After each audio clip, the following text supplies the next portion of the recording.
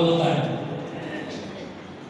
जब बहुत सारी मिठाइयां बढ़ती है, खुशियां मनाई जाती है, और मौत एक गम का दिन होता है जब वहां पर रोना और पीसना और बहुत मातम छा जाता है। और इन दोनों को बनाने वाला कौन है? परमेश्वर। उत्पत्ति की किताब उसका 5 अध्याय, आदम जो सबसे पहला मनुष्य परमेश्वर ने हाथ से बनाया, मिट्टी से रचा, उसमें श्वास फूंक दिया। 930 साल की उम्र में उसकी मृत्यु हो गई। 930 साल। उसके बाद शेर 912 साल की उम्र में उसकी मृत्यु। हनोक 590 साल की उम्र में उसकी मृत्यु हो गई। इन सबके जन्म हुए, मृत्यु हुई, जन्म हुए, मृत्यु हुई। बड़े से बड़ा डॉक्टर, साइंटिस्ट, विद्वान, मनोविज्ञानी इस बात को समझ नहीं पा रहा है कि इंसान का जन्म तो होता है पर मृत्यु होने के बाद वो कहां जाता है और क्या होता है। और ये मृत्यु परमेश्वर ने जब इंसान की सृष्टि को किया था, परमेश्वर ने आदम और हव्वा को कहा क्या थी। पर अजीज, एक बहुत बड़ी समस्या है कि हम उसकी सुनना पसंद नहीं करते। हम उसकी सुनना पसंद नहीं। हम सब अपने मन के मालिक हैं। हमारे मन में जो आता है हम सब लोग वो करते हैं। आदम ने जब इस सृष्टि की स्थापना में पैदा हुआ तो सबको देखा। उसके बाद जब मृत्यु हुई, और ये मृत्यु ही उसका एक अंतिम संदेश था। उत्पत्ति की किताब में जन्म है, और उत्पत्ति से लेकर प्रकाशित वाक्य तक की बाइबल के अंदर 66 पुस्तकें हैं। और इन 66 पुस्तकों में एक खासियत है। वो खासियत यह है कि परमेश्वर हमसे प्रेम करता है। वो बार बार संदेश है, बार बार संदेश। उत्पत्ति जहां से जीवन शुरू हुआ, प्रकाशित वाक्य जहां जीवन का अंत हुआ और न्याय का समय। हम सब लोग, तभी मैंने आपको बताया, जब एक बच्चा पैदा होता है वो सिर्फ एक छोटा पैदा होता है, पर जैसे जैसे उसकी उम्र आगे बढ़ती चली जाती है, पाप बढ़ता चला जाता है, दुष्टता बढ़ती चली जाती है, बुराइयां बढ़ती चली जाती है। परमेश्वर ने कभी किसी में दुष्टता बुराइयां नहीं करी है। ये स्वाभाविक, और ये स्वाभाविक क्यों है? क्योंकि शैतान जो सबसे बड़ा विरोधी है, जो परमेश्वर की सृष्टि को बनाई को नष्ट करना चाहता है, और परमेश्वर की सबसे कीमती सृष्टि आप और मैं हूं, क्योंकि वो हमसे अपनी आराधना लेता है।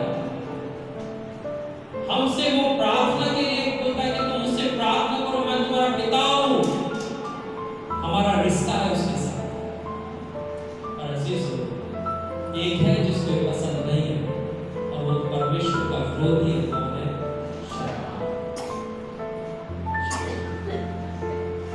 पर यदि मनुष्य मर जाए तो क्या वो फिर दोबारा जीवित हो सकता है? इसका उत्तर है हाँ, वो जीवित हो सकता है। हाँ, वो जीवित हो सकता है। और हाँ, वो जीवित हो सकता है। अगर ऐसा नहीं होता तो आज आप और मैं यहाँ नहीं बैठे होते। हम यहाँ इसलिए उपस्थित हैं क्योंकि एक था जिसे क्रूस पे चढ़ाया गया, सारे पाप उसके ऊपर लाद दिए थे, और उसकी मृत्यु हो गई, उसको कब्र में रख दिया गया, और तीसरे दिन वो जी उठा। उसका नाम प्रभु यीशु मसीह है। और इस प्रश्न का उत्तर ये उत्तर है कि वो जी उठा है। और अगर ऐसा नहीं होता तो आज ये बाइबल लेके मैं आपके सामने नहीं खड़ा होता। मैं इसलिए खड़ा हूं क्योंकि मैं जीवित परमेश्वर को मानता हूं। मैं उस परमेश्वर को मानता हूं जिसने जीवन दिया है, और वो परमेश्वर और कोई स्वयं प्रभु यीशु मसीह है, जो आज आप और मेरे माध्यम है, और उनके माध्यम में जिसको विश्वास के साथ मानते हैं और स्वीकार करते हैं।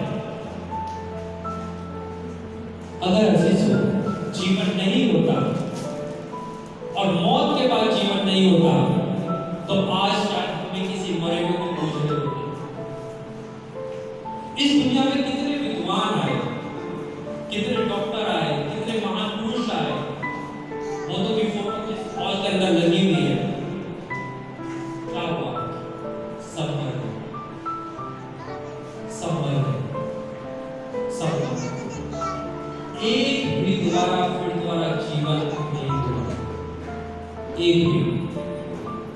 क्योंकि जीवन का अधिकार उस पर है जिसने जीवन को बनाया है, और जीवन को रचने वाला और कोई नहीं, स्वयं परमेश्वर है और उसका पुत्र प्रभु यीशु मसीह है। और जो जीवन सांस हम सबके नाक में फूंका गया है, वो इसलिए फूंका गया ताकि हम उसको पहचाने कि वो परमेश्वर है।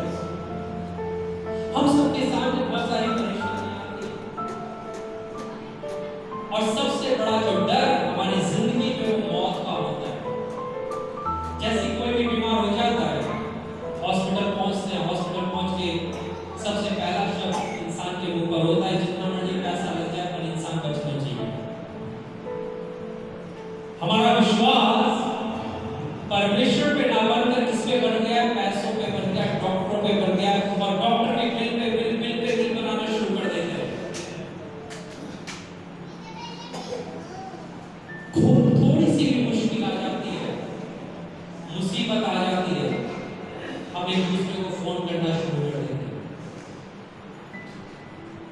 एक है जिसने किसी को फोन नहीं किया जब रोमन साम्राज्य के लोग उसको क्रूस पे चढ़ा रहे थे। उसने एक से प्रार्थना करी और किससे करी? पिता से। 7 वचन क्रूस पे कहे, एक वचन है, हे पिता तूने मुझे छोड़ दिया।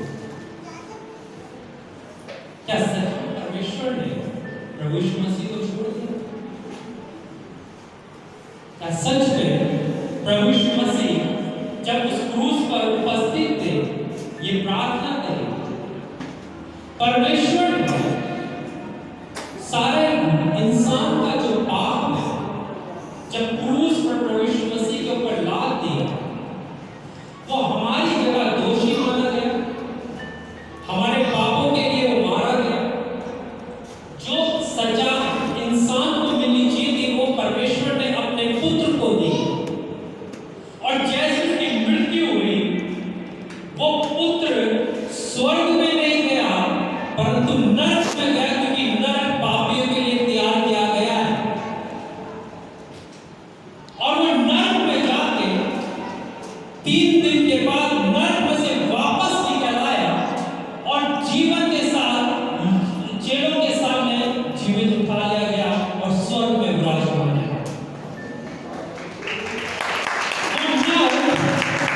किसी और के लिए नहीं, पर इंसान के लिए नहीं, पर शैतान के लिए बनाया गया। मत्ती रचित सुसमाचार हम निकालें,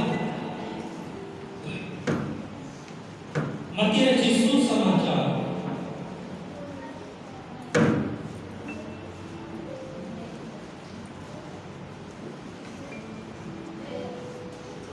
और मत्ती रचित सुसमाचार आगे हम लोग निकालते हैं और उसमें हम पढ़ते हैं 25 का 48 का। उसमें इस प्रकार से लिखा हुआ है, तब वे बाएं ओर वालों से कहेगा, हे शापित लोगों, मेरे सामने से उस अनंत आग में चले जाओ जो शैतान और उसके दूतों के लिए तैयार की गई है। हे शापित लोगों, मेरे सामने से उस अनंत आग में चले जाओ जो शैतान और उसके दूतों के लिए तैयार की गई है। परमेश्वर बहुत सामर्थी है। परमेश्वर नहीं चाहता कि उसकी एक भी सृष्टि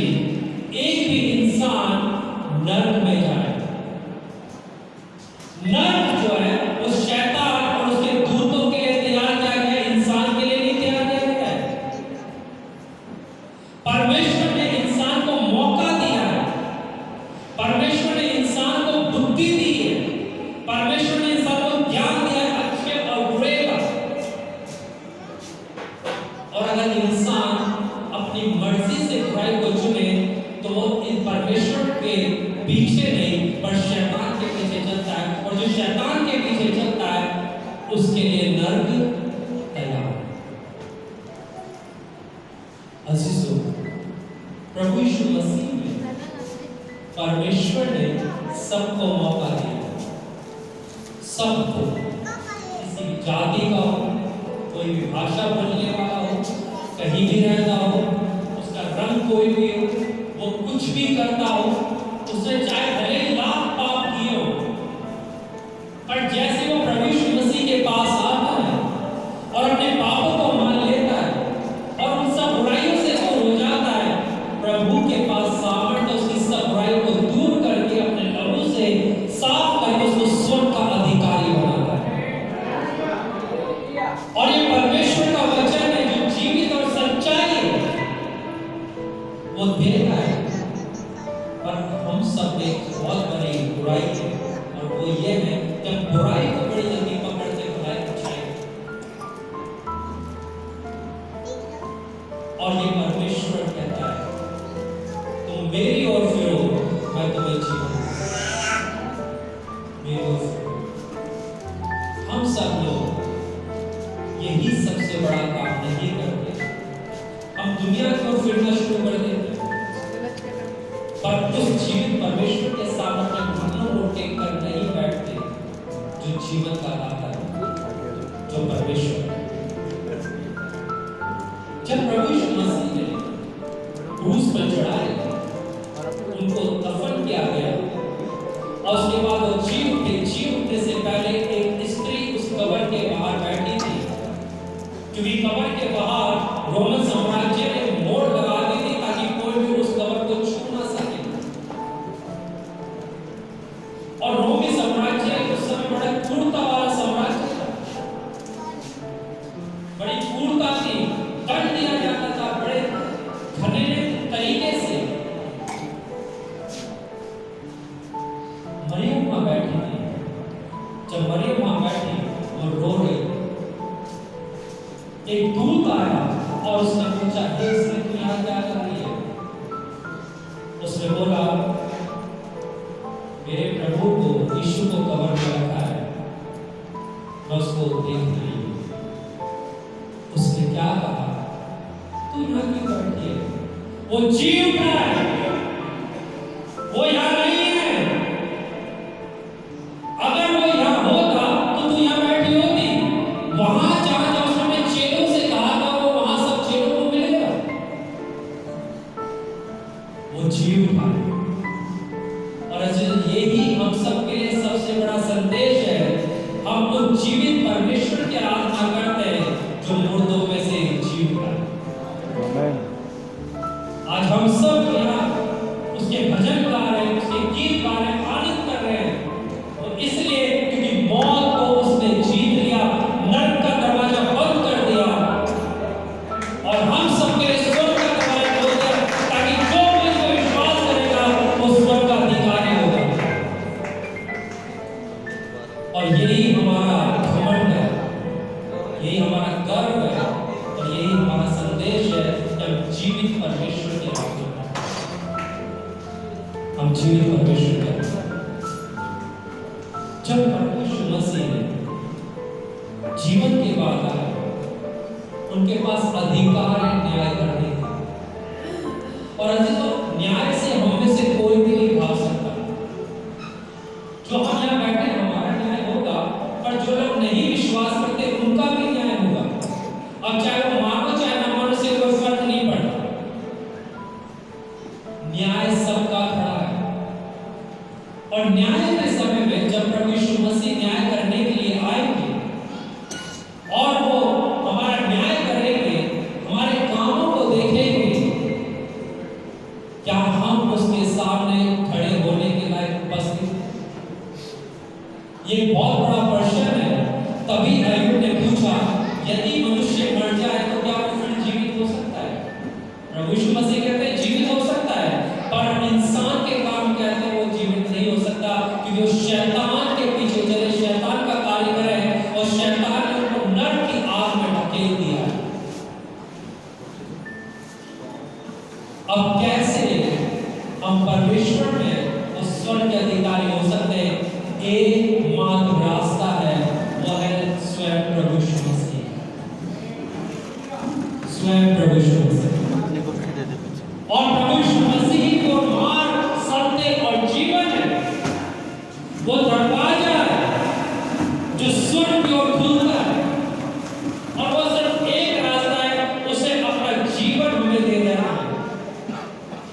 हम भले चढ़ जाते हो, भले हम बहुत तालियां बजाते हो, अपने घर में खूब प्रभु की आराधना करते हैं, क्या कभी हमने व्यक्तिगत रूप से अपना जीवन प्रभु को दिया है? उस परमेश्वर को, उस प्रभु को जो जीवित है, जो जीवित नर्क जो है, वो एक सबसे बड़ी समस्या है इंसान के लिए। नर्क में परमेश्वर की जो आत्मा हम सब में उड़ेली गई है, वो अलग हो जाती है। बड़े ध्यान से इस बात को सुनो। परमेश्वर ने जो आत्मा हम सब के शरीर में उड़ेली, जब हम पैदा हुए, वो परमेश्वर से अलग हो जाती है, तो नर्क है, क्योंकि वहां शैतान का राज्य हो जाता है। परंतु हम अपने प्रभु को व्यक्तिगत रूप से स्वीकार करते हैं, उसको अपनी जिंदगी समर्पित करते हैं। रोमियो की किताब में लिखा है कि जीवित बलिदान परमेश्वर को चढ़ाओ। जीवित बलिदान क्या है? हम अपने आप को परमेश्वर को समर्पित करो, उसके सामने अपने गुनाहों को मानो। उसमें ताकत है, क्षमता है, सामर्थ्य है सारे पापों को दूर करने की, और सारे पाप क्षमा करके हमें परमेश्वर के सामने उपस्थित करने की, क्योंकि वो हम सब की खातिर क्रूस पर बलिदान हुआ। तो अजीज और नर्क हमारे लिए नहीं है, स्वर्ग पर उनके लिए जिन्होंने व्यक्तिगत रूप से प्रभु यीशु मसीह को स्वीकार किया, ग्रहण किया, उसके पीछे चलते और उसको अपना सब कुछ दे देते, चाहे उसका शरीर हो, चाहे हमारे पास धन दौलत हो, चाहे गाड़ी हो, चाहे कुछ भी हो, सब कुछ परमेश्वर का दिया हुआ है, और परमेश्वर ही का है, और परमेश्वर के ही पास रहने वाला।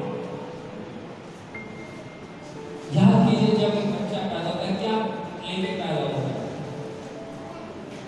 और खुद है, तो धन दौलत है, नंगा आता है, और नंगा यहाँ से। पर उस बीच में जो काम है, वो न्याय के दिन हमारा फैसला करेंगे कि हमने क्या किया, क्या किया। मैं आप सबको उत्साहित करना चाहता हूं, हम सब अपनी जगहों पर खड़े हो, इसी समय अपनी जगहों पर हम खड़े हो, और खड़े होकर प्रभु के सामने अपने आप को समर्पित करें।